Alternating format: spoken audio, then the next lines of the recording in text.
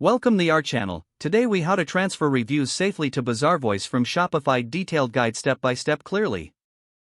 To safely transfer reviews from Shopify to Bazaarvoice, start by accessing your Shopify admin panel. Navigate to the Apps section in the left sidebar. Find and click on the Bazaarvoice app that you've installed. Once inside the app, log in to your Bazaarvoice account if required. Next, check the compatibility of your Shopify store with Bazaarvoice. Ensure that all necessary permissions have been granted for the app to function. In the Bazaarvoice app, locate the Import Reviews option. Click on it to initiate the transfer process. Select the reviews you wish to transfer from your Shopify store. You may choose between transferring all reviews or just specific ones. After making your selection, double-check that the reviews are correct. Review any mapping configurations required for product IDs. Ensure product IDs in Shopify correspond to those in Bazaarvoice.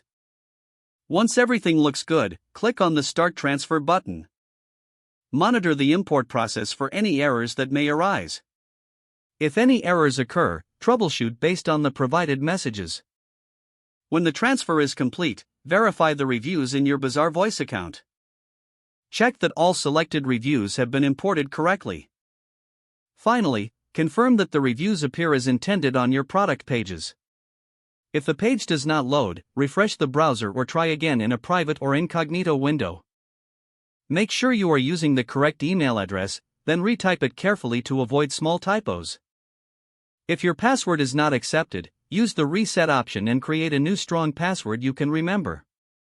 Check your spam folder for verification or security emails, then complete any requested confirmation steps.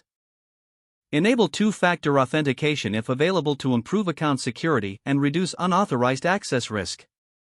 After signing in, review your profile details so your contact information and settings are accurate and current.